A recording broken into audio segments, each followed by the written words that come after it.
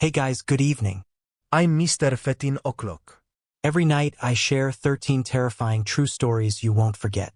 So hit that subscribe button and comment below where are you watching from. Now settle in, the night is waiting. They say if someone stares at you long enough, part of them stays behind. That's what the cameras showed. Anyway, an empty gas station, midnight fog, and a man who hadn't moved in 7 hours. He just stood there, at pump 6. It started with a call from a graveyard shift clerk named Riley. She'd only been working at that remote Oregon gas station for a few weeks. One of those all-night stops along the highway that somehow always looks closed even when it's open. One pump worked, one light flickered, and the closest town was 40 miles away. Riley was used to weird truckers who didn't blink, stray animals that acted human, customers who seemed confused about how they got there. But this night was different. The guy showed up at 12:47 a.m. No headlights, no engine noise, just there, standing by pump 6, facing the store, but never coming in. Riley watched from behind the counter, unsure if he was waiting for gas or a ride or just thinking. But after 5 minutes, she got uneasy. He hadn't moved. Not a shift of weight. Not a glance. 10 minutes. Still frozen. She tapped the screen that showed the outside security feed. His face was turned just enough that it never showed fully. His clothes were old, not vintage, but wrong somehow, like someone trying to look modern. But the pieces didn't match. A knit cap that was spotless white. Work boots with no scuff marks. And gloves. In June. At 15 minutes, Riley did what most night shift clerks are trained not to do. She stepped outside. The gravel crunched under her feet, but he didn't turn. She got within 6 feet of him and asked, "You okay?" The air around pump 6 was cold. Not chilly, cold. Like standing next to an open freezer. But the station was in the middle of a heat wave. Still, he didn't speak. Just stared, through the glass, past her, into the store. That's when she noticed something even more bizarre. His shadow. It was wrong.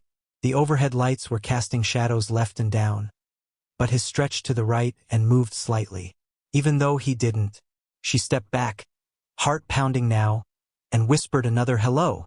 He slowly turned his head, not all the way, just a fraction. Enough to show half a face. His mouth was parted like he'd just started a word but forgot how to finish it. His eyes didn't reflect any light. Riley ran back inside and locked the door. An hour passed. Then 2. The man never moved. She called her manager, who didn't answer. Then the sheriff, who promised to send a patrol. But when they arrived at 4:22 a.m., he was gone. No footprints. No tire marks. No trace on the cameras either. Except there was. The outside feed glitched every 10 seconds. But every time it resumed, the man was there, slightly closer. As if he moved only when unobserved. Frame by frame, he inched toward the window. The final frame before dawn showed him just outside the glass. A millisecond from touching it. But Riley never saw that last frame until days later, after the manager reviewed it. The sheriff chalked it up to a vagrant or heatstroke. But something didn't add up. Riley quit that same night. Left town entirely. But the next clerk, a guy named Don, didn't make it past his first shift. At 12:47 a.m., pump 6 activated on its own. No car. No person. Just the sound of fuel flowing. The screen flashed numbers that didn't match the pricing system. 6.66. 66.6. Then, for a full minute, the pump stopped showing fuel and displayed a word, still. Don turned off the system, left early, never came back. Now here's the part no one at the station likes to talk about. Over the next few weeks, customers started reporting things. Seeing a man standing in the fog by the road. Glimpsing him just beyond the tree line when they drove off. One woman swore she hit someone on the way out of the lot, but found no damage to her car. Just a long, pale glove stuck in the grill. Security footage continued to glitch, always at 12:47. Always around pump 6. Then came the delivery truck driver. He pulled in for a late-night rest, parking beside pump 6 because it was the only lit area. When the morning crew arrived, the truck was still there. Engine off, cab door open, the driver's keys in the ignition, but no driver. All they found was a notebook on the passenger seat. One entry. It read, "He's not waiting for gas. He's waiting for someone to come back." Now, if this were just an urban legend or some creepypasta story, you could dismiss it. But the gas station is still there. You can drive by it. Stop if you're brave. Pump 6 still works. Mostly. Except lately, customers have reported something new. They say when they use Pump 6, the screen doesn't start with "Welcome." It shows a name. The same name. Over and over. Riley. No one's been able to reach her since the day she left. And then there's the tape. One of the technicians who came to repair the pumps found an unlabeled VHS in the supply closet. It wasn't security footage. It was a recording of the inside of the station, looped on a static-filled screen. But there's no time code, no audio, just the image of a girl behind the counter, looking toward the door. Every so often, a shadow passes by. Not human. Not quite. At the 13-minute mark, the tape always cuts out. And every time it's played, no matter the date, it cuts out at 12:47 a.m. Maybe he's still waiting. Or maybe he's already found who he was looking for. You know that feeling you get when someone's watching you, but when you turn around, there's no one there? Now imagine feeling that in a locked bathroom, when someone came in with you, but they never left. It happened in the middle of nowhere. I was on a solo road trip through the Southwest, one of those late-night stretches where you haven't seen a headlight in hours, and the road feels like it's folding in on itself. My gas light had been on for 30 miles. I should have panicked, but something about the endless desert made me feel detached from consequences. Like I wasn't entirely real anymore. Then I saw the station. It was barely lit, like its bulbs were surviving out of spite. One lonely sign. Gas and grub, half its letters flickering. It stood like an old scar against the night. Too far from any town to make sense, and yet there it was. I pulled in, relieved, but uneasy. There was only one other car, a faded blue sedan, the kind you'd expect to see abandoned on the side of the highway. Its windows were too tinted to see inside. The pump clicked off and I went in to pay. The place looked like time had quit on it decades ago. Fluorescent lights buzzed overhead, casting everything in a washed-out yellow haze. Dust hung in the air. I barely registered the clerk behind the counter, just a shape behind glass. Then she walked in behind me, a woman maybe early 30s. Pale skin, shoulder-length black hair, and clothes that looked one size too big, like she'd borrowed them. She didn't make eye contact, just drifted in like she was underwater. I remember thinking she looked out of place not just in the gas station, but in this world.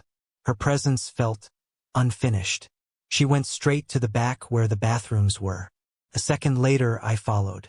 The hallway smelled of mildew and metal, the kind of scent that sinks into your lungs and stays there. There were two doors, men's and women's, but only one flickering light above them.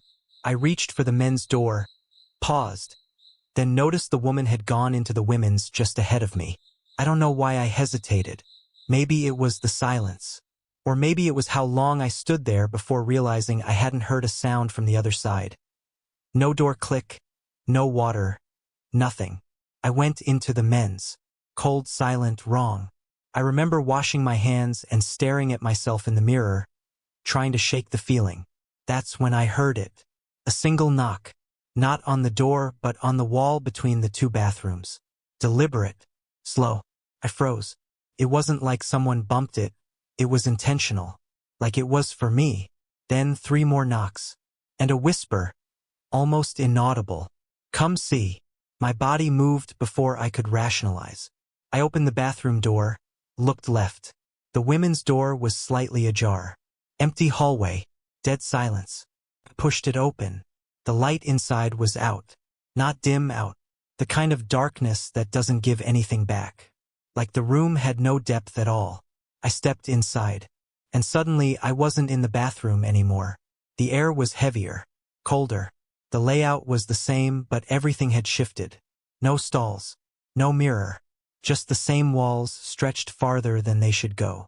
Like someone had pulled the room longer than reality would allow. There were wet footprints on the floor, barefoot, leading to the back wall. I turned to leave. The door was gone. Not closed, gone. Just seamless wall behind me. No handle, no seam, no exit. Then I saw her. She was standing where the mirror should have been. But it wasn't a mirror anymore. It was just dark glass. And she was inside it. Or behind it. Same clothes, same hair. Only now her face was blank. Like something had peeled it smooth and left only impressions where her features used to be. She raised her hand and pointed at me. Not with malice. With expectation. Like I was supposed to understand. And for a moment I almost did. That's when the lights came back on. Harsh. Blinding. The sound of a door creaking open behind me. I turned, and just like that I was back in the regular bathroom. Toilet. Mirror. Fluorescent hum. And the door was open. I ran out and bolted back to the front counter. The clerk was still behind the glass, completely unbothered. I asked if he saw the woman who'd gone into the bathroom before me. He blinked. Slow. "There's been no one else in here all night," he said. "You're the first car since 11. It was 3:13 a.m. On my way out, I glanced back at the hallway. The light above the women's bathroom flickered once, then went out completely. It wasn't until I got home and checked the dashcam footage that I found something I still can't explain. The timestamp showed me walking into the station, alone. But at exactly 3:13 a.m., the passenger door opens, and a dark shape slips into the back seat. No footsteps, no sound, just the empty hum of the desert. She followed me into the bathroom, but she never came out, and I'm not sure she ever left. You ever wonder why some gas stations don't show up on GPS? There's a stretch of desert between Barstow and Needles, California, where cell service cuts out for hours and the only light at night comes from the moon. And one flickering gas station sign, half buried in sand. Locals say it's been closed since the 90s. But last October, a college kid named Ryan claims he took the night shift there and wasn't alone. He should never have taken the job. Ryan was on a road trip. He was supposed to be visiting his brother in Phoenix, but his car broke down somewhere past Amboy. The desert had that bone-dry silence you feel in your teeth, the kind that makes you turn the music off without even realizing why. He walked 4 miles before he saw the gas station. It looked like a mirage. Faded blue sign, dust-covered pumps, neon lights that buzzed and blinked like they were struggling to remember they were still alive. There was a man out front, late 60s, maybe 70s, cowboy hat, old sheriff's badge still pinned to his lapel like it meant something. "Car trouble?" he asked. Ryan nodded. The old man didn't smile, but offered him a bottle of warm water and a key. "You can work the night shift. Generator's still running. Phone's busted, but I'll be back by morning. Stay inside." That was all he said. Then he drove off down the empty road, leaving a swirl of sand and questions behind. Inside, the station was untouched, frozen in time. Magazine rack still had TV Guide from 1996. Payphone in the corner. Rows of expired snacks with labels Ryan had never seen before. The air smelled like stale leather and something faintly metallic. The first hour was uneventful. He read an old newspaper, dusted off the countertop, even found a working Walkman behind the counter with a cassette labeled Night Mix. The music was warped, old jazz, but slowed down like it was melting. Then, at exactly 1:13 a.m., the lights dimmed. Not all at once, more like a slow exhale. The hum of the refrigerator units died out.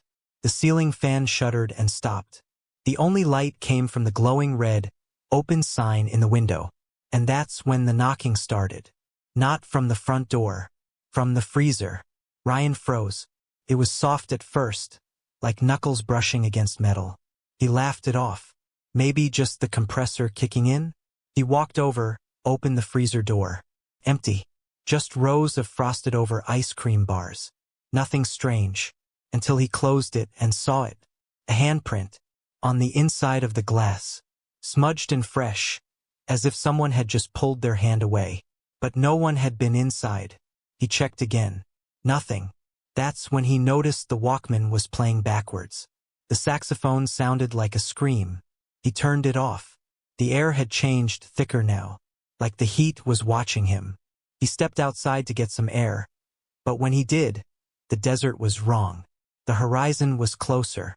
What had been an endless stretch of nothing was now a wall of sand just yards away. No stars, no moon, just the station, isolated in a suffocating circle of blackness. He could still see the road, but it no longer led anywhere. That's when the headlights appeared. A car pulled up, an old Dodge Charger, engine silent. No sound. The windows were tinted pitch black. No one stepped out. Ryan waited. 10 seconds. 30. A minute. Then the driver's side door slowly creaked open. No one inside. Just an old uniform jacket, folded neatly on the seat. Same sheriff's badge as the old man. Same dusty cowboy hat. When he blinked, the jacket was gone. The door was closed again. Back inside, the freezer was wide open. The ice cream bars were gone, replaced by photographs. Black and white pictures, stuck to the shelves with ice. Each one showed a different gas station. All abandoned. All identical to the one he was standing in. And in each photo blurred, but there was him. Same hoodie, same jeans. Standing in the window, watching. Ryan dropped the photos. He turned toward the counter. There was a man behind it now. Not the old man from earlier. Someone else. Someone wrong. He had no face, just a reflection of whatever was looking at him. But Ryan couldn't move, couldn't blink. He was staring into his own eyes, reflected back infinitely. Then the man spoke. "You're doing fine." The voice wasn't heard, it was felt, like thunder in the bones. Ryan stumbled backward, reached for the Walkman, thinking maybe he could rewind whatever was happening. But the cassette was missing.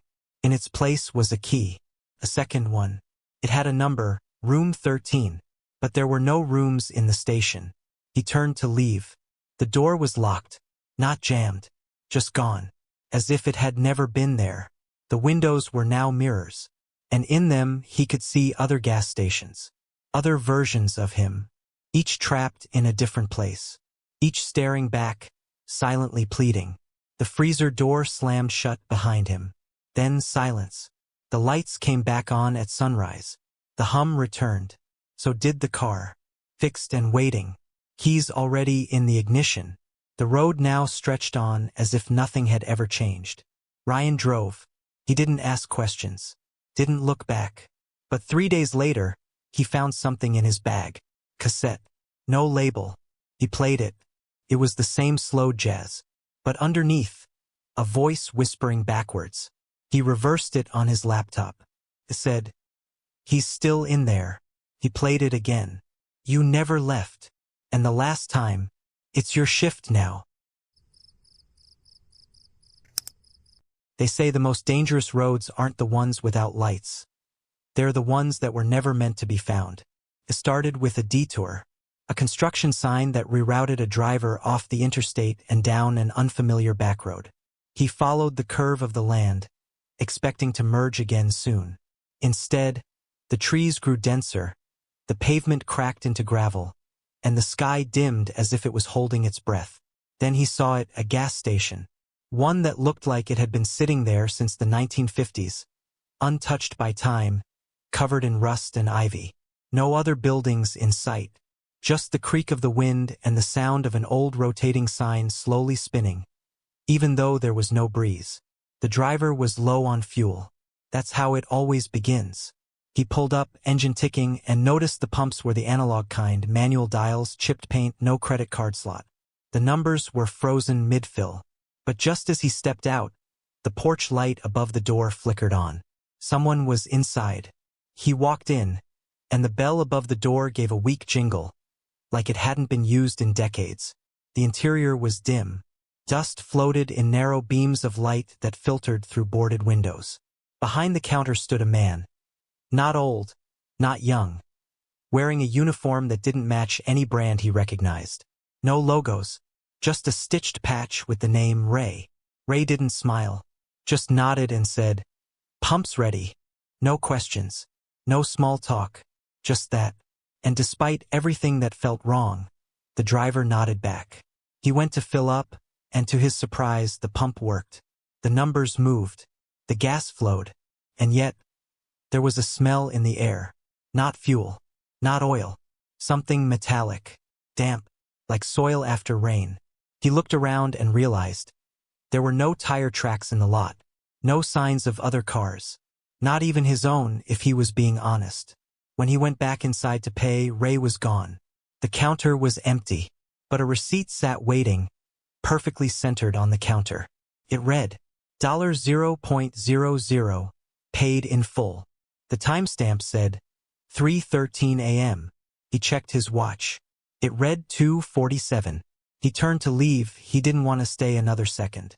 But the door was no longer a door. It was a mirror, his own reflection staring back at him, but blinking slower than he was. He closed his eyes, counted to 3, opened them. The door was normal again. He got in his car and sped off, not even checking his tank. He drove for what felt like an hour, until he finally saw the glow of the interstate ahead. But here's where the story fractures. When he got home, he tried to search for the gas station. Nothing. No address on the receipt. No town named on the GPS route he'd taken. Even stranger, his bank never showed the transaction. And his gas tank? Still half empty, like it had never been filled. That would be unsettling enough. But this is where the story twists into something colder. He kept dreaming about it. The station. Night after night. In each dream he returned, and each time Ray would be closer to the car, closer to the door, always watching. Until one night, the dream ended with Ray standing at the foot of his bed. When he woke up, he swore he could smell that same metallic rain-soaked air in his room. Now here's the part you're not supposed to know. That gas station has been reported by 6 different people across 3 states, each claiming to have found it after a random detour. Different routes, same building, same porch light, same man behind the counter. But it's never in the same location twice. Some paranormal investigators have compared it to a thin place, a term used in Celtic folklore for areas where the boundary between our world and something else is fragile. Not a portal, not exactly haunted, but something observing through the cracks. And it's always a gas station, always at night, always when the traveler is tired, lost, or just barely thinking straight. Some say the station doesn't sell gas at all. It feeds on indecision, on those moments when you doubt your direction, when you pull off just for a minute, when your mind is somewhere else entirely. That's when it shows up. It doesn't want your money. It wants to be remembered. And once you've seen it, it can follow you. One man, a trucker from Arkansas, claimed he drove past that same station 3 nights in a row on different delivery routes, despite taking highways that never intersect. Each time, Ray stared directly at him from the window, never moving, never blinking. By the 4th night, the man quit his job. He wouldn't talk to anyone about what happened. But his dash cam footage showed something strange. On the 3rd night, as he passed the station, his radio picked up static, and a voice whispering, "Turn around." He didn't. The footage cuts to black 2 minutes later. No crash, no malfunction, just a perfect blackout. And when they retrieved the footage, they found a single frame, just one of Ray's face, distorted and stretched across the entire windshield. No other explanation. Let's talk symbolism. Gas stations are liminal spaces, places of transition. No one stays there. You stop, refill, move on. They're built on motion, not memory. But what happens when one refuses to be forgotten? The station on no map is an inversion. A trap disguised as a place of comfort. You think you're stopping for help, but you're being cataloged, watched, measured. The price isn't on the pump. It's on your awareness. And perhaps that's why some say if you never acknowledge the station, never look inside, never stop, never blink when you see it, you're safe. But if you do, if you even slow down for a moment, it knows your name. One final note. There's a gas station-themed subreddit that once received a post at 3:13 a.m. No username, no IP trace, The post simply read, "Ray says hi. He liked your car." The mods deleted it within minutes, but not before 3 users claimed they saw a blurry figure in their profile banners the next morning. So next time you're driving late at night, low on gas, unsure of where you are, and you see an old station that doesn't show up on your GPS, keep driving. They say most gas station security footage is just hours of nothing. Empty aisles, blinking fluorescence, and the hum of late-night silence. But every once in a while, someone reviews a tape they were never meant to see. This story comes from a man named Jason, a college student who picked up graveyard shifts at a 24-hour gas station just outside a small Midwestern town. He called it the no one stop, because no one ever really stopped there unless they were lost, desperate, or hiding something. The place sat off a poorly marked stretch of Route 19, surrounded by nothing but old cornfields and a wood so dense it seemed to breathe. It was a quiet job. Boring, really. Jason would stock shelves, drink too much coffee, and occasionally deal with someone looking for a bathroom or a phone charger. That's how it went until the week the other night clerk showed up. The gas station only had 1 employee per shift, and Jason knew the full team, just 4 people. So when he came in one night for his usual 11 p.m. start and saw someone already behind the counter, it caught him off guard. The man was pale, maybe late 40s, with deep-set eyes and hands that looked too large for his body. He didn't speak at first, just turned slowly and looked at Jason as if he wasn't supposed to be seen. Jason asked, "Did you get scheduled by mistake?" The man didn't answer. He just stared, blinked once, and walked into the storage room without a word. When Jason looked at the roster taped behind the register, there was no one listed but him. At first, Jason chalked it up to a scheduling mix-up. Maybe management brought someone in to train or cover an earlier shift. Still, something about the guy's expression stuck with him. It wasn't confusion or annoyance. It was more like fear. Jason worked his shift alone. The strange man never came back out.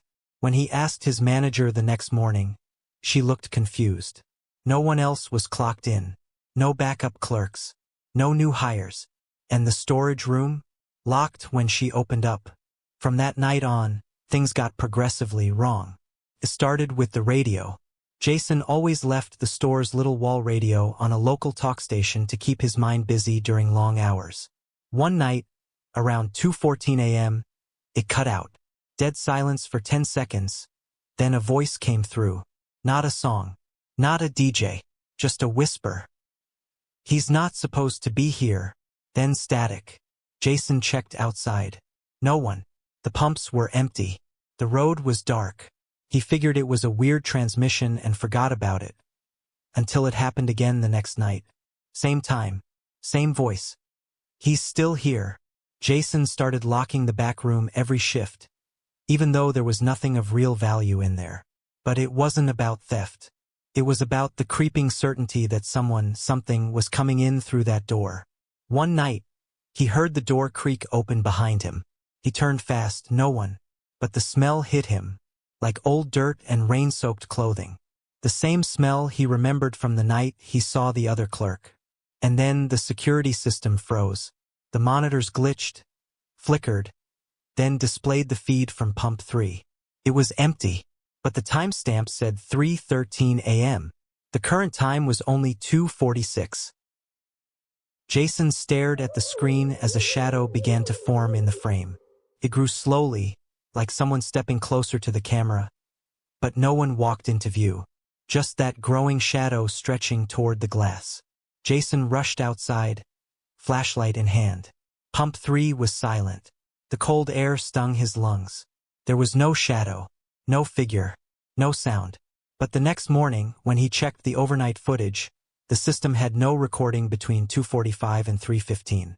A clean 30-minute gap. He told his manager again. She smiled nervously and said, "This station's been weird since we reopened it. The last night clerk before you." He vanished mid-shift. That's when Jason realized something chilling.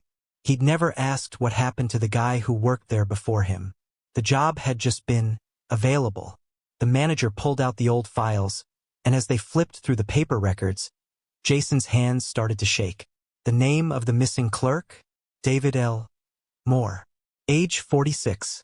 Jason asked if there was a photo. She said no, but described him. Pale. Late 40s. Deep-set eyes. Big hands. Exactly the man Jason saw that first night. Now convinced he was dealing with something beyond explanation, Jason decided to test a theory. He waited until 3:13 a.m. on his next shift. He turned off the radio, shut off the store lights, sat silently at the counter with every monitor focused on pump 3. The store was dead quiet, the kind of quiet that buzzes in your ears. At exactly 3:13, the motion sensor dinged. Someone or something had entered the store. Jason didn't turn around, didn't breathe. Footsteps. Slow, wet, uneven. And then a voice behind him. "You're not supposed to be here." Jason turned. No one. Just the empty aisle behind him.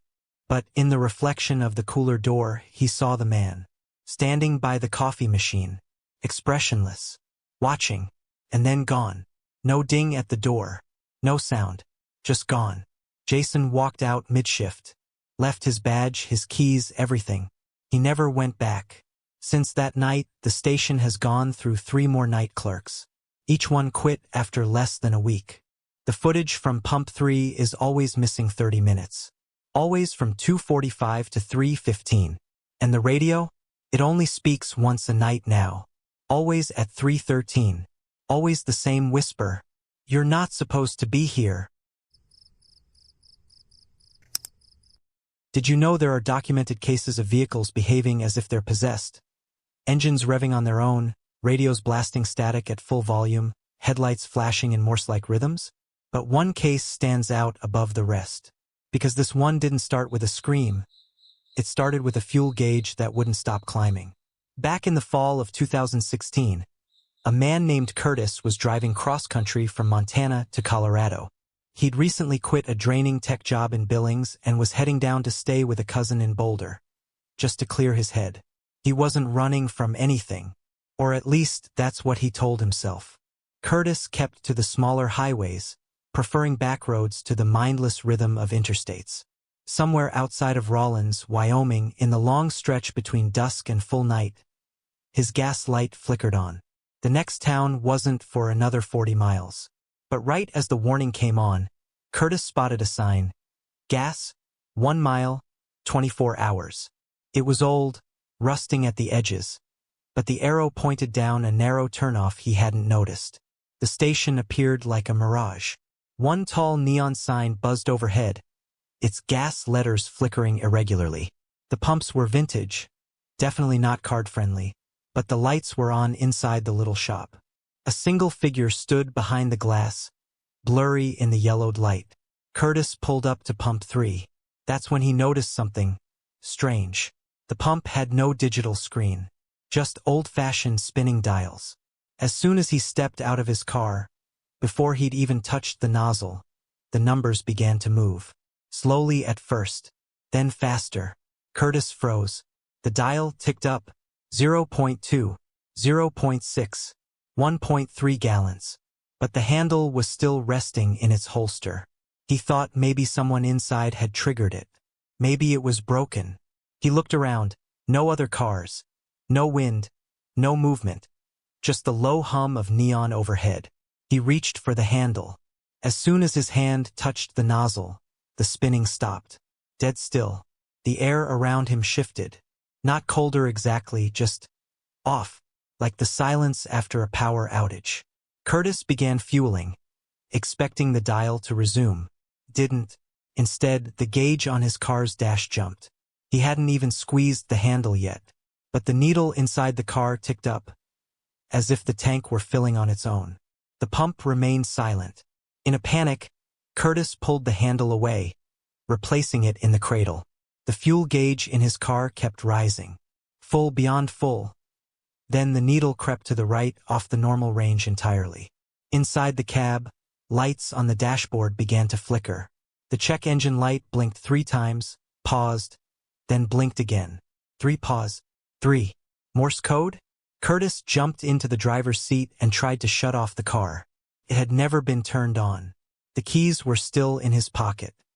He watched in horrified silence as the fuel gauge pressed itself further right, like it was trying to escape the glass. The engine roared to life without warning. Radio static poured from the speakers, even though the dial was turned off. The static gave way to a voice, faint at first, then clearer. "You're already full," it said, "but there's still more to burn." Curtis threw the car into reverse, tires screaming as he peeled out of the lot. He didn't look back. Not at the empty windows of the shop. Not at the pumps still ticking endlessly. Back on the main road, things calmed somewhat. The dashboard lights died down. The static cut off. But the fuel gauge never returned to normal.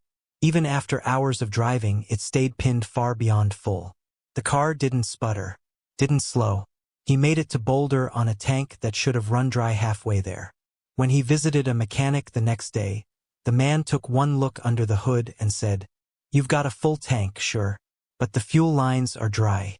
You've been driving on nothing." So what exactly happened at that gas station? Let's break it down. The location itself may be what's known in folklore as a liminal node, a place caught between physical reality and something else. Highways are full of them. You pass through, never realizing the rules are different. But if you stop, they notice.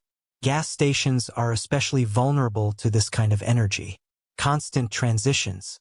People coming and going. Often alone. Late at night. They're pause points, tiny theaters for strange phenomena. And then there's the symbolism of fuel. Fuel represents life force, movement, momentum, but it also represents consumption. Fire. Power. When Curtis's gauge filled without limit, it could be interpreted as a metaphor. His own mind, overfed and overburdened by a life he never processed. He was, in his own words, burnt out. But maybe he wasn't burning out. Maybe he was feeding something. Think about what the voice said. "You're already full, but there's still more to burn." It's a chilling line if you sit with it long enough. Almost like an accusation. What was Curtis really running from? There are theories that suggest energy, emotional or psychic, can leave residue in the places we pass through. Some say that certain roads soak up these fragments. And some places, especially remote ones, don't just collect that energy. They use it. And then there's the fuel gauge itself. In dreams, a constantly rising meter is often associated with pressure, inevitability, and loss of control. In Curtis's case, the gauge didn't just reflect the state of his car. It reflected him, his anxiety, his fear, his inability to shut anything off. And once the engine started without his key, without his consent, it became clear he wasn't driving anymore. He was just along for the ride. Even more unsettling, Curtis claims he's never had to refill his tank since. It's been months. Mechanics tell him the car runs clean, but nobody can explain how. It's as if it's drawing energy from something else now. Something unseen. He avoids long trips, refuses to drive at night, and he never ever goes near Wyoming. But here's the strangest part. Last month, he received a letter. No return address. Inside was a single gas receipt. The date? The same night he stopped at the station. The amount? Infinity gallons. And handwritten across the top, in faded ink, "Still more to burn." They say if you work a night shift long enough, you stop seeing people, you start seeing patterns. But at the gas station off Route 9, those patterns turn into something else entirely. Something watching. Something waiting. This is the story of a woman who kept returning to the same isolated station. She never bought anything. She just asked one question. Are the others here yet? And what happened after doesn't make sense by daylight. The attendant's name was Marcus. 22 years old, just trying to stack money for college. Quiet guy. He preferred the graveyard shift. Fewer customers, fewer problems. His gas station sat alone on a long stretch of forest road in upstate New York. One of those places surrounded by nothing but trees and long silence. On his third week, just past 2 a.m., a silver sedan pulled in. The car's headlights flicked once, then again, then shut off. The woman stepped out, pale, unblinking, mid-40s maybe, Her hair was tied in a braid that looked too tight, almost painful. No shoes, just a hospital bracelet on her wrist and a long coat, wet at the bottom, like she'd walked through something. She didn't look confused. She looked like she knew exactly where she was. She leaned in through the door and softly asked, "Are the others here yet?" That's it. No context. No explanation. Marcus assumed she was lost, maybe on something. He gave her some water and told her he could call someone. But she just smiled and left. No car drove away. She was just gone. 2 nights later. Same time. 2:13 a.m. The silver sedan returned. Headlights flick, off. She walked in again, slower this time. Same coat. Still barefoot. "Are the others here yet?" Her voice was strained this time, like she was trying not to cry, or trying to remember something painful. Marcus asked her name, asked if she needed help. She didn't answer. She looked toward the restroom, then to the dark freezer aisle, then straight at him. "You should leave before they get here," she whispered. She left again, just walked into the dark, disappearing beyond the pumps. By the 4th visit, Marcus was documenting it, saving security footage, writing down timestamps. He even called the police after she left, but there was no sign of her or the car. No plates on the footage. No tracks.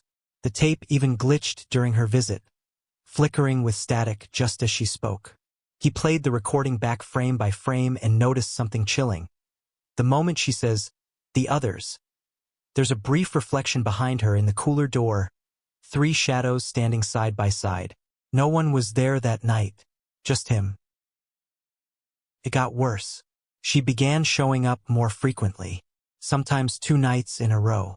Always the same question. Sometimes she looked hopeful. Other times she looked terrified. And sometimes she didn't come alone. One night, Marcus swears he saw someone sitting in the passenger seat of her car, slumped, unmoving. The next night, someone was in the back, smaller, like a child. They never got out, just sat in the dark. And then, on a Thursday, she came in and screamed, "They're not gone. They're just hiding again." She turned to Marcus, grabbed his arm with icy fingers and said, "They don't want me to warn you." That night, the lights flickered for 47 seconds straight. The pump monitor kept cycling between 6.66 and 13.13 gallons. The radio started playing static, even though it wasn't on. He began noticing strange signs even during the day. Workers from the day shift said the cooler doors would swing open at the same time every evening, around 2:13 a.m., even when locked.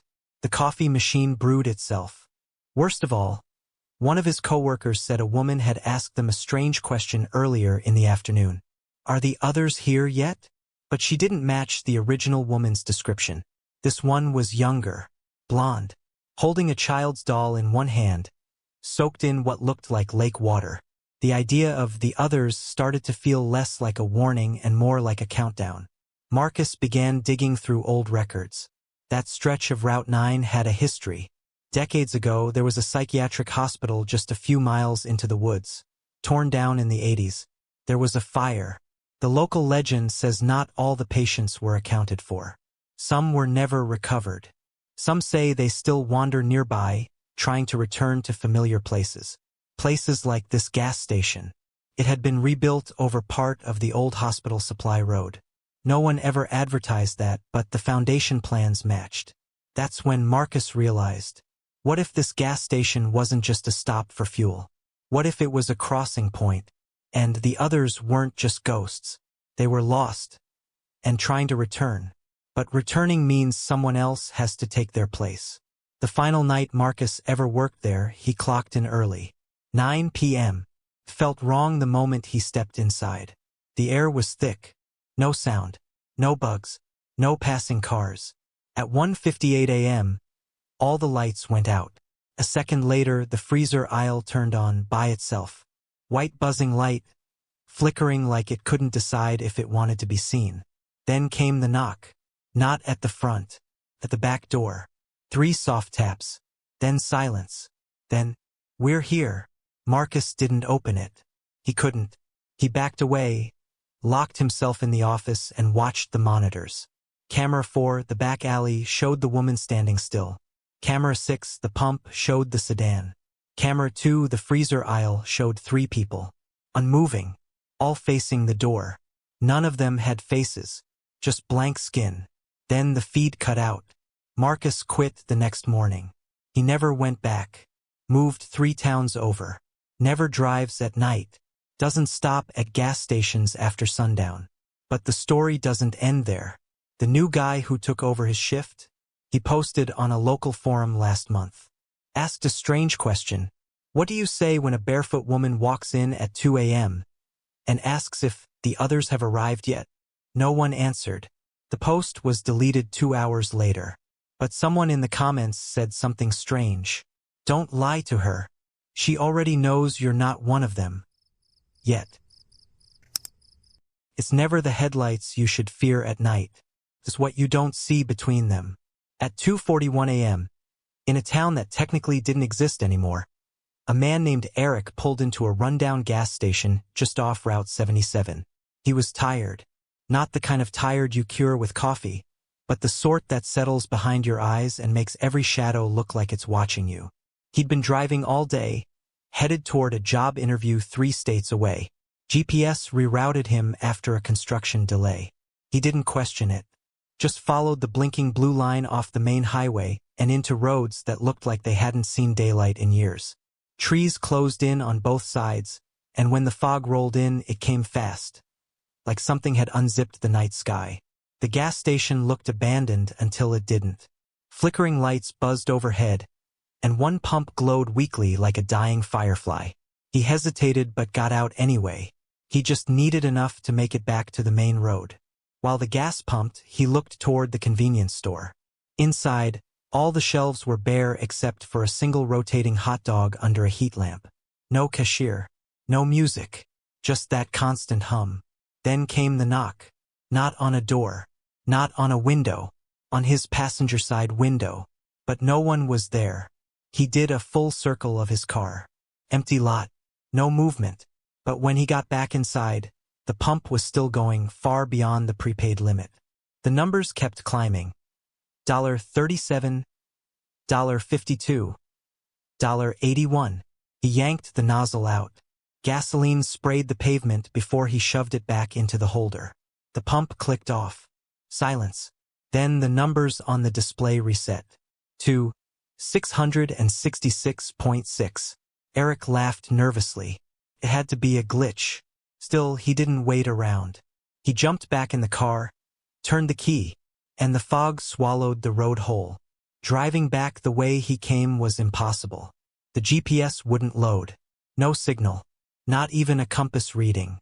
Everything outside the windshield turned pale gray, like he was moving through a thick cloud, or maybe a dream that didn't belong to him. But he kept going, until he saw another gas station. Same peeling roof. Same flickering pump light. Same spinning hot dog, like it had been copy-pasted from the last place. Only this time, there was a man standing inside behind the glass. Completely still. Wearing a red vest that didn't look like it had ever been worn before. Eric rolled down his window. Hey, do you know how to get back to Route 77? The man didn't move. Didn't blink. Then the sliding door behind him opened, slowly, and shut again. But no one came in. And the man behind the glass suddenly wasn't behind it anymore. Eric hit the gas. He kept the wheel straight. Eyes forward. Didn't blink. And that's when things started repeating. Not just feelings, actual landmarks. A crooked speed sign with "Yield" scratched out. A billboard for a defunct motel called the Hollow Inn. An overturned tricycle by the side of the road. He passed them again. And again. And again. Each loop, the fog got thicker. The sky darker. The world quieter. Then the radio turned on by itself. White noise at first. Then a voice, faint like it was being pulled from underwater. You shouldn't have filled up. He turned the radio off. The voice kept going. Coming from the vents now. From the speakers in the door. From the seat beside him. You didn't just take fuel. You took a piece of us. Eric screamed. Slammed the brakes. But the car didn't stop. It just kept gliding forward, like it was on a track. The fog ahead began to glow faintly, and then he was back at the same gas station. Pump 3. Rotating hot dog. Red-vested man, now outside, standing beside the pump, smiling. This time, the pump was already in his tank. He hadn't put it there. It was just there. And the numbers were counting down now. 666.6, 622.4, 584.9. Like something was being drained. He reached to pull it out, but his hand wouldn't move. Frozen. His knuckles locked around the steering wheel like they were carved from bone. And that's when he saw his reflection in the rearview mirror. It wasn't him. It wore his clothes, had his car, but the face was hollow. Eyes too black, smile too wide. It blinked and whispered, "Drive." So he did. He doesn't remember how many loops he made.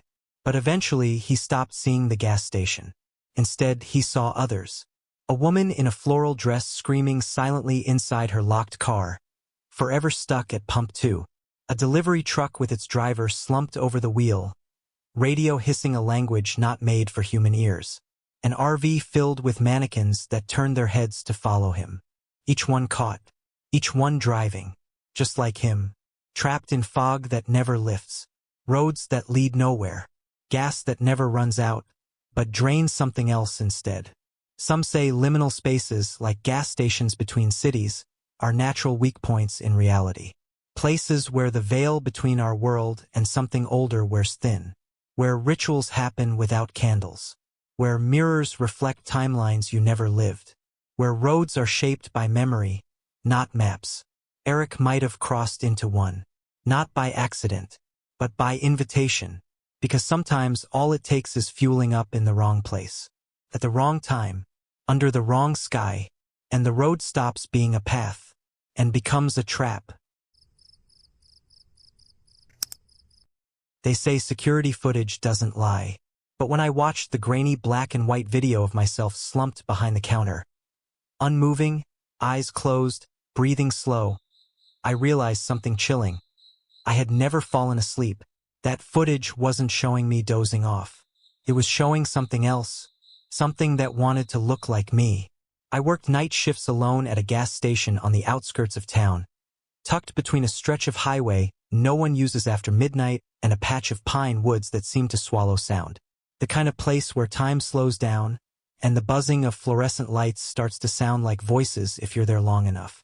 I took the job because it was quiet, boring even, just a few late-night truckers, a stray drifter every now and then, and the occasional teen looking for smokes or snacks.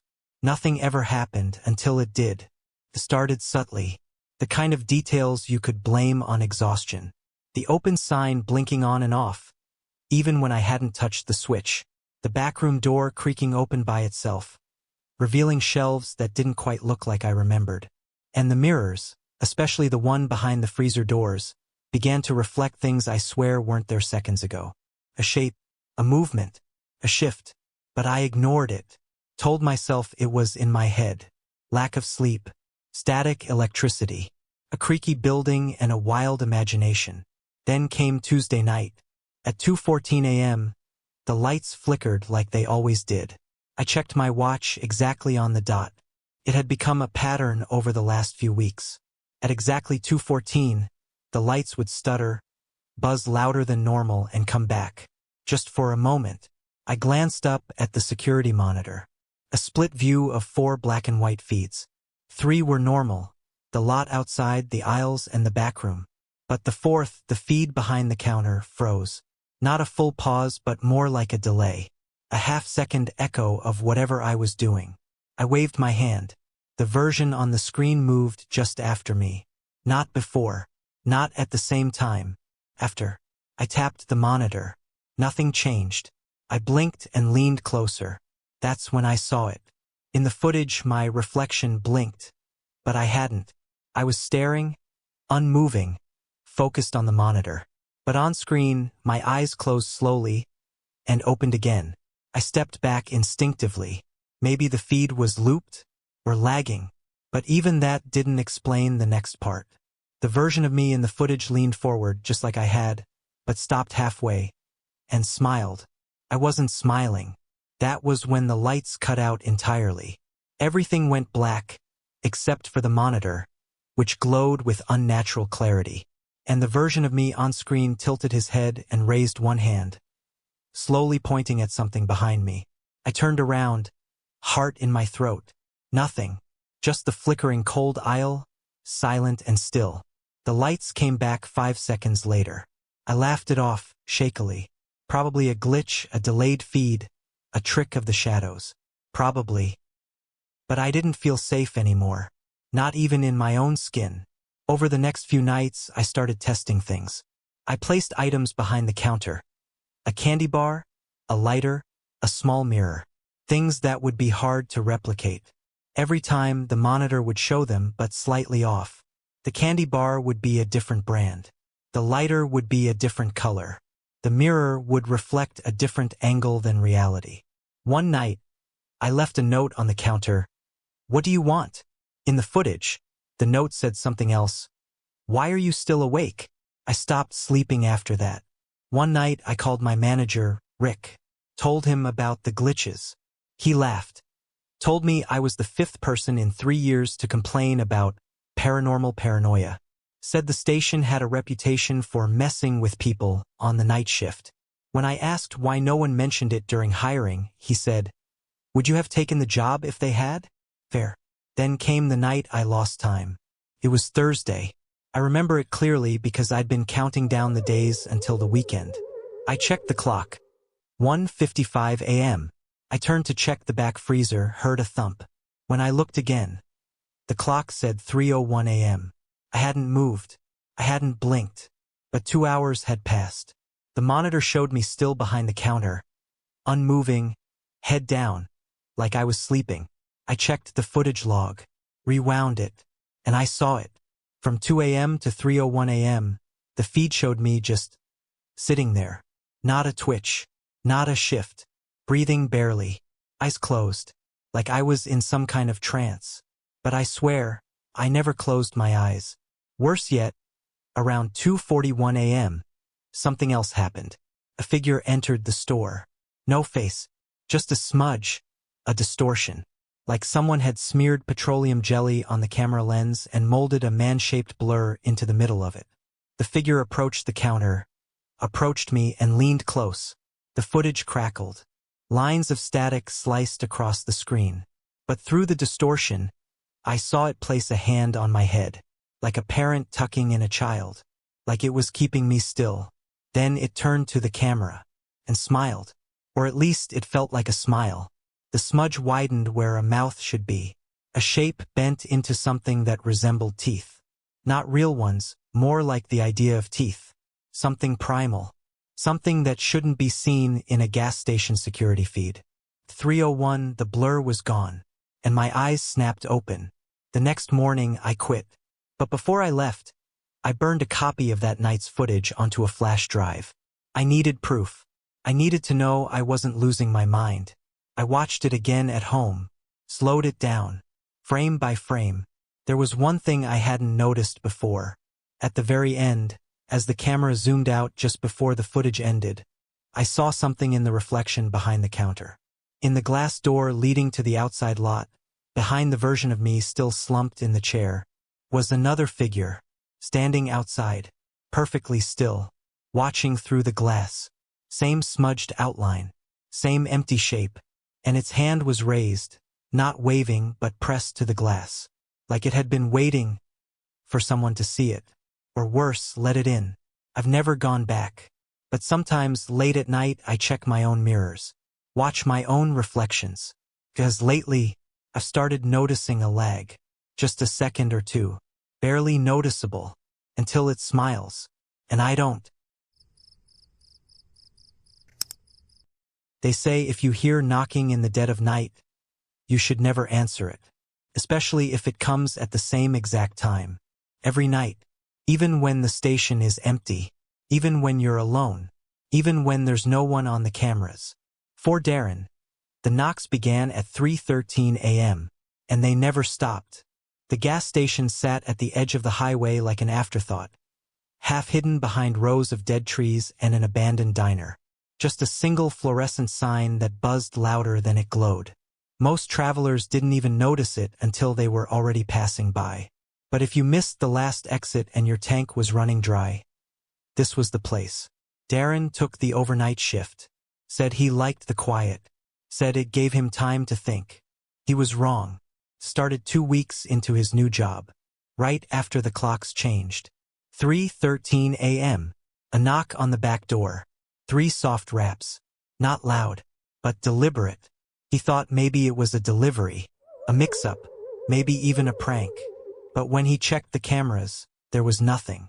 Just a flicker on the screen. Static for a half second. Then nothing. He opened the door. There was no one there. The next night, same thing. 3:13 a.m. Knock, knock, knock. He didn't check the cameras this time. Just waited by the door, staring. When the knock came, the handle moved. Just slightly, as if someone was testing it. He swung the door open. Still no one. That's when he noticed the smell. Not rot, not fuel. Something older, like wet paper left too long in the dark. Mold and memories. He shut the door, locked it twice, and told himself it was just his imagination. But the smell lingered. By the 5th night, Darren started talking to it. He didn't know why. It felt wrong to ignore something that persistent. So when the knock came, he didn't answer it with the door. He answered it with his voice. Who's there? No reply. What do you want? Silence. Then, another knock. Slower. Harder this time. He didn't open the door. But the next morning, when the manager arrived, he asked why the back hallway was wet. There had been no rain. No leaks. Just a trail of damp footprints leading from the back door to the bathroom. The bathroom lights had started flickering around the same time. And only at night. And only the bulb over the mirror. Darren said he saw something behind him once. A shape in the glass. He turned around. Nothing. But when he looked back into the mirror, the stall door had closed. Slowly. Quietly. He told the manager. The manager laughed. Old wiring, he said. This place plays tricks on you. But then he paused. And added, don't ever open the back door. Especially not after 3. And he walked away. The next night, Darren watched the cameras. This time, he recorded them. 3:12 a.m., nothing. 3:13 a.m., static. All 6 monitors went fuzzy for exactly 4 seconds. Then came the knock. But this time, something changed. The knock wasn't from the door. It was from inside the break room. He froze. Checked the hallway. The door was still locked. But something had moved the chairs. All 4 of them. Lined up facing the door. As if someone was waiting. Or watching. He tried quitting. But every time he drafted the message, something stopped him. He'd freeze. Hands hovering over the keyboard. A voice in his head saying, it's not time yet. The clock over the counter broke that week. Stuck on 3:13. Even in the afternoon. One night, a traveler stopped in, around 2:45 a.m. Young guy. Looked exhausted. Said his GPS led him here but now it wouldn't turn back on. Darren offered him coffee. Told him to rest a bit. They talked. Then came the knock. The traveler jumped. Who's that? Darren Lied. Delivery. But when he turned, the guy was staring at the back door. Not in confusion. In fear. He said, I've heard that knock before. Turns out this wasn't the first time it happened. He'd grown up near a different highway. Another gas station. His cousin worked there. Same shift. Same knock. 3:13 a.m. He disappeared. All they found was his phone. Still recording. It ended with 3 knocks. That was the night Darren decided to test it. He waited by the back door, holding his phone. Recording. 3:12. 3:13. Knock. Knock. Knock. He flung the door open. And saw. Nothing. But the air was thick. Heavy. The world outside the door didn't look right. The shadows were too still. The light too pale. And the silence? It wasn't empty. It was watching. He stepped back and shut the door. The footage showed something else. When he played it back, frame by frame, there was a hand. Only for a single frame. Long, thin fingers. Grayish skin. Pressing against the glass. Smiling. Not a face. Just the sense of a smile. Like the air itself was grinning. After that, the knocking got bolder. Sometimes at 2:13. Sometimes twice in a row. Then came the scratches. Long, thin lines down the back door.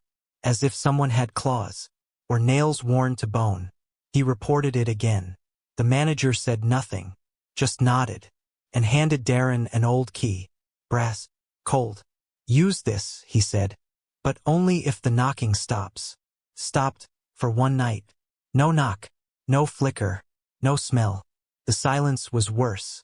Darren waited. Watched the camera. 3:13 came and went. Nothing. Then, at 3:17 the lights cut out. Total black. His phone wouldn't turn on. The emergency lights didn't come on. The silence had shape.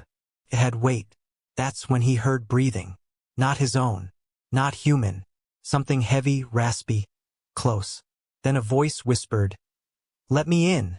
He ran. Out the front. Into the trees. Didn't look back. By morning he returned. The station was fine. Lights on. Cameras working. The back door was open. And the key was gone. Now there's a new guy working overnights. He doesn't believe in ghosts. Doesn't care about old stories. But lately he says the power flickers around 3. And sometimes he swears he hears knocking. Soft at first. Then louder. And the clock above the register? Still stuck on 3:13. They say if you stay at a gas station past 3 a.m., you start to notice things. The lights hum louder. The shadows stretch longer. And sometimes, just sometimes, you'll hear something that was never meant for human ears. That's what happened to a man named Lucas. In a nowhere town where the highway forgets its name. He wasn't the kind of person to scare easily. 29 years old. Always on the road. Always looking for the next job. He'd seen enough late-night truck stops and flickering halogen signs to know when a place just felt off. But nothing prepared him for Pump 3. Started like any ordinary drive. Lucas was heading through Utah, chasing a contract that fell through halfway to Reno. No big deal, he'd rear out, find a new lead, maybe sleep in the truck until morning. But somewhere near the Nevada border, his gas light blinked on, and he pulled into a rusted little station off a cracked, winding road. One of those stations where the desert sand had started reclaiming the pavement. Where the neon sign only buzzed one word, open. There was no one inside the station. Just a dim overhead light flickering above the counter and an old vending machine humming in the corner. But the pumps were still on. Lucas figured it was one of those honor system setups. Swipe your card, fill up, leave. He rolled down his window, stepped out, and went to Pump 3. The keypad was old, dusty. The screen blinked to life slowly, like it had to wake up. He slid his card, waited. Then the nozzle clicked. That's when he heard it. Faint, like wind through broken glass. A whisper. Lucas. He froze, looked around. Nothing but the open road and miles of dark desert. No cars, no people. He waited, maybe it was the wind. Maybe it was just static from the old speakers mounted on the station awning. Then it came again. This time clearer. Lucas, don't leave. The whisper was so close. He turned as if someone were standing directly behind him. But the lot was empty. His heart pounded. His name isn't common, and he hadn't told it to anyone nearby. He dropped the nozzle back into the pump. That's when he noticed something strange. The numbers hadn't moved. No gas had come out. And yet, the smell of gasoline filled the air. Lucas stepped back. His mind raced through explanations. Maybe it was a prank. Someone hiding nearby with a speaker. But the desert stretched flat in every direction. No bushes, no buildings, just the station. He got back in the truck, trying to shake it off. Turned the ignition. It didn't start. The dashboard flickered, then died. Nothing. The gas station lights suddenly went out. Every one of them. Except for Pump 3. Stood there, glowing faint blue. The screen blinked again. Come back. This time it didn't whisper. It typed. in pixelated green letters, as if the old keypad had become sentient. Lucas got out again, hands trembling now. He approached pump 3. The keypad screen glitched slightly, then displayed a message. "Why did you forget me?" He stared at the words, confused, horrified. Then the screen blinked and showed a photo. Low-res, grainy, but unmistakably a child's drawing. A crude sketch of a man and a little boy holding hands at a gas pump. He stepped back. That drawing, it looked exactly like one he made when he was a kid. But that wasn't possible. That picture had been in a box in his parents' garage. His father had died in a gas station accident when Lucas was 7. Carbon monoxide leak, they said. Lucas had been in the car when it happened. He hadn't thought about that day in years. The station's door creaked open behind him. A long groan, like it hadn't moved in decades. He turned, staring into the darkness inside. The shelves were empty, but there was movement deeper in the store. A shadow crossed between aisles. He should have left. Every instinct screamed to run. But something kept him rooted. Some part of him needed to see it through. Inside, the walls were lined with dust-covered items. A jar of jerky from the 1980s. Expired soda. And on the back wall, a corkboard. Pinned to it were dozens of old photos. People standing at pump 3. Some smiling. Some with blurred faces. All of them gone. And there, at the very bottom, was a newspaper clipping. Father dies in gas station fume leak. Son survives. A yellowed photo of Lucas as a child. Eyes wide. Alone. The air grew heavy. Thick. The hum of the vending machine turned into a low, droning static. Lucas backed away. Turned to leave. And there he was. Standing behind the counter. A man. Not quite right. Face pale and stretched. Eyes glassy. Wearing a station attendant uniform decades out of date. He didn't speak. He just pointed to the pump. Back to pump 3. Lucas stumbled outside. His truck door was open. He's gone. Pump 3's screen flickered once more. This time, it displayed the words, "You left me to die." He remembered now. He remembered sitting in the car that day. His dad had gone into the station. The windows fogged. The silence. How he didn't get out. Didn't check. Didn't try. He had been afraid. And he never told anyone he saw his dad collapse behind the glass. He just looked away. Now someone wanted him to remember. The air around pump 3 began to shimmer, like heat waves off asphalt. The pump bent slightly inward, as if it were breathing. Lucas backed away slowly. Then he ran, around the back of the station, into the desert, not stopping until the lights disappeared behind him. He hiked for 2 miles through the brush, until he saw a highway patrol cruiser and flagged it down. When they drove back to where the gas station had been, it was gone. Just flat dirt. No pumps. No lights. No building. But something remained. In the dirt, where pump 3 once stood.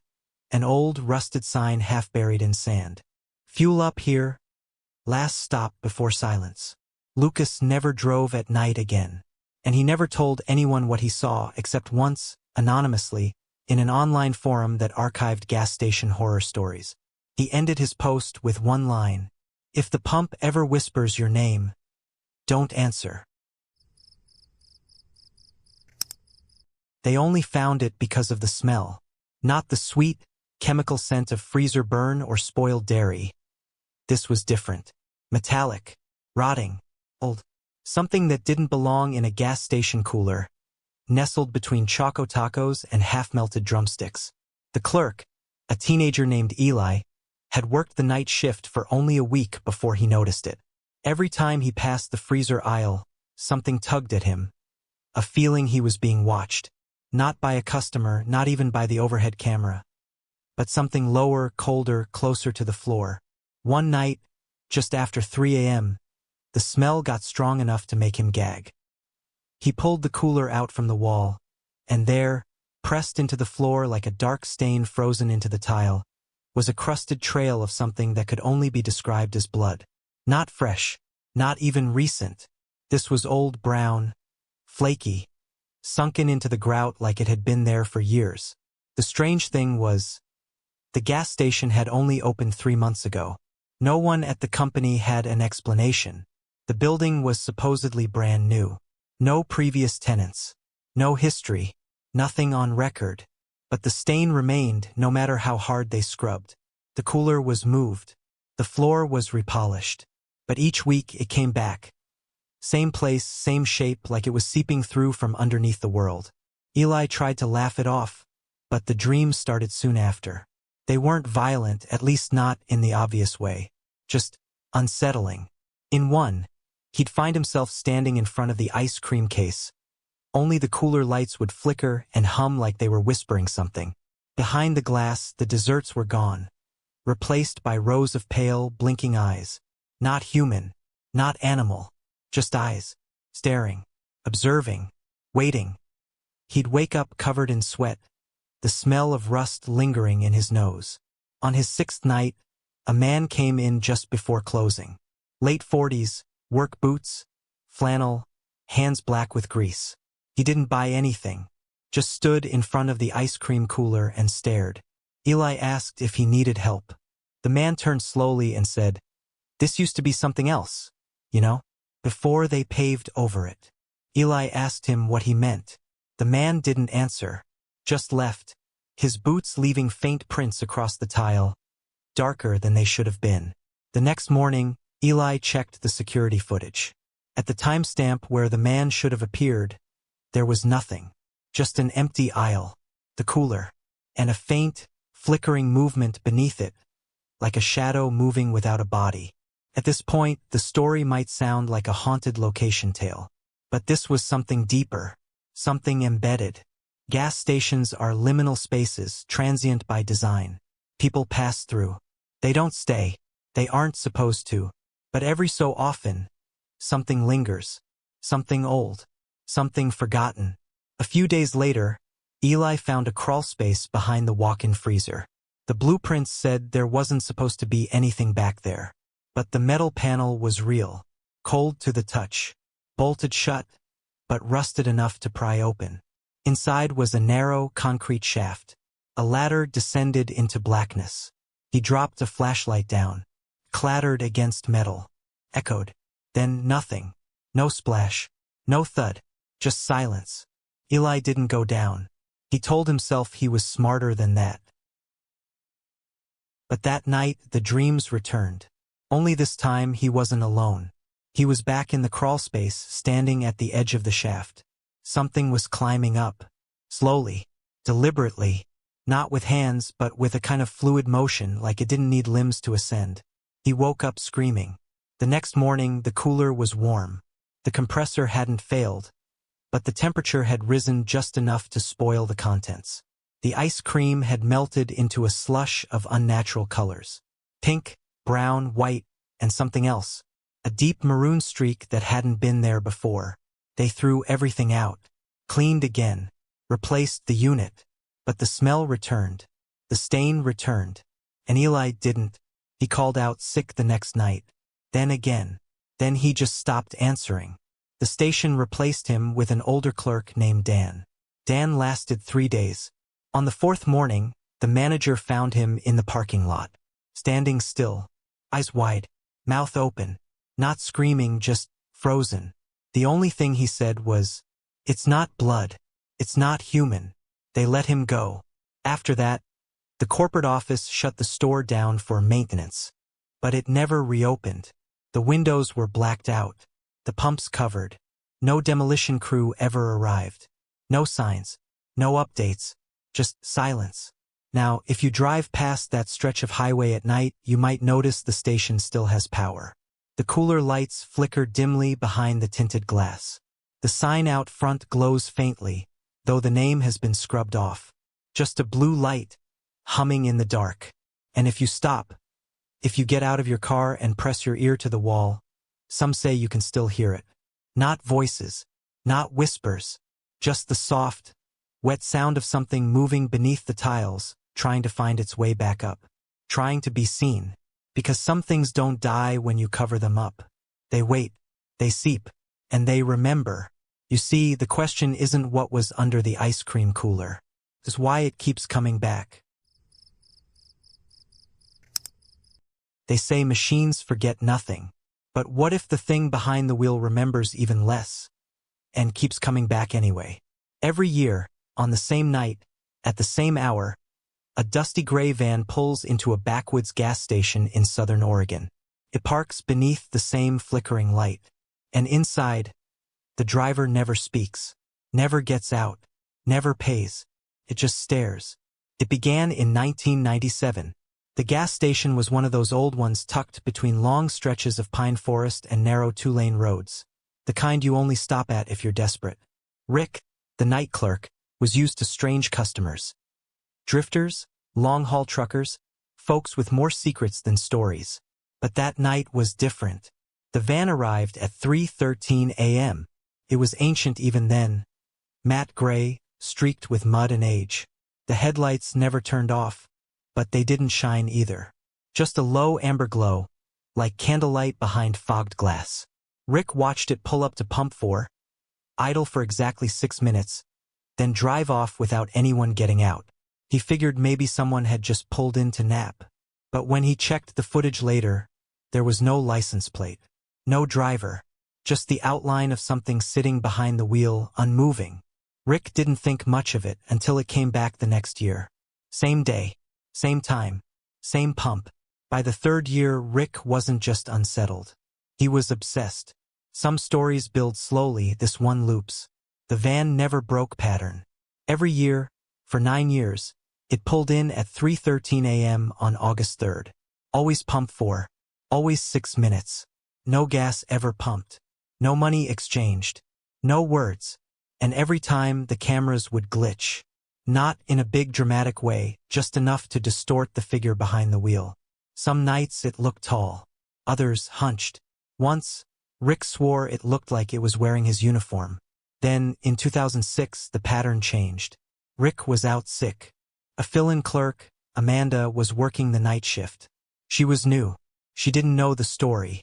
At 3:12 a.m., Rick called the station from his home line, screaming for her to stay away from pump 4. But she'd already seen the van pull in.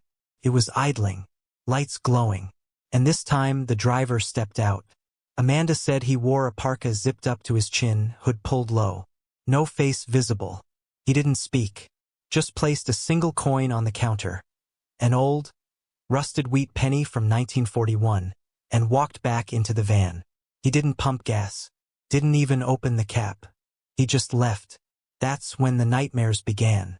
Amanda started having visions, always at 3:13 a.m. Always of the same van pulling into her driveway. No headlights, no sound. Just the pressure of being watched. She moved twice, changed numbers, quit the job. But every August 3rd, the dreams returned. A gray van, a figure behind the wheel, and the sound of metal dragging on pavement. Rick? He never came back to work. Some say he checked himself into a psychiatric hospital. Others say he became a trucker, always driving east, trying to stay ahead of something. But no one really knows. The gas station changed owners 3 times since then. But the footage still exists. A YouTuber named Low Fuel Anomaly managed to get a copy of the security tapes from 2011 to 2020. In every single one, at 3:13 a.m. on August 3rd, the van shows up. Every time it looks older, more rust, more dense. But the driver still never gets out, never looks into the camera, never speaks. And in 2019, something even more disturbing was caught. The reflection of the van wasn't visible in the glass windows, just the station behind it, as if the vehicle was only real from one angle, one dimension. Some theories claim it's a government experiment, something about time loops, residual hauntings, or even quantum echoes. A vehicle trapped in a slice of time, cursed to relive the moment of its final drive. Others believe the van is a harbinger, a warning of death. There are rumors that each time it appears, someone connected to the gas station dies within 13 days. An old clerk, a repairman, a delivery driver who dropped supplies that night. None of the deaths are suspicious, all ruled natural. But always, 13 days later, one former manager who left a full blog online before vanishing entirely, claimed the van doesn't bring death, collects memory. That each year it pulls into the same place to siphon something from the world. Not fuel, not oil, but recognition. The way we remember stories, hold on to fear, trace shadows in our minds. He said the van is getting clearer each year. More defined, less ghostly, because we keep telling its story. This begs a deeper question. What happens when something not of this world becomes remembered enough to become real? Like folklore turned manifest, or urban legends that bend reality with belief. Maybe that's what the van is, a ritual on wheels. One that only needs repetition, not invitation. Its pattern is its power, place, time, a witness, and once you know about it, it knows about you. There was a strange detail buried in an old incident report from 2003. Rick, before he vanished, told officers that every time he looked directly at the van, his watch stopped. Not just stopped, it reset to 3:13 a.m. That time has become something of a calling card. Reddit users who claim to have seen the van, or something like it, report electronics malfunctioning at that exact time. Car radios going silent. Gas pump displays freezing. GPS systems glitching. 3:13 a.m. And then there's the license plate, only visible once. 2022. A woman passing through snapped a photo of the van, thinking it looked vintage. She posted it on Instagram. The plate read, 013CL. Some said it stood for October 13th, cult location. Others pointed out how close it looks to 13 o'clock, a time that doesn't exist. And that brings us here. You're hearing this now, and you're probably thinking, it's just a story, a creepy coincidence, an urban myth stretched too thin. But check your clock. Look at the corner of your screen. Is it close to 3:13 a.m.? And if you ever find yourself driving late, surrounded by forest, and see a flickering light above pump 4 at a half-forgotten gas station, don't stop, because the van still returns. And now it knows your name too.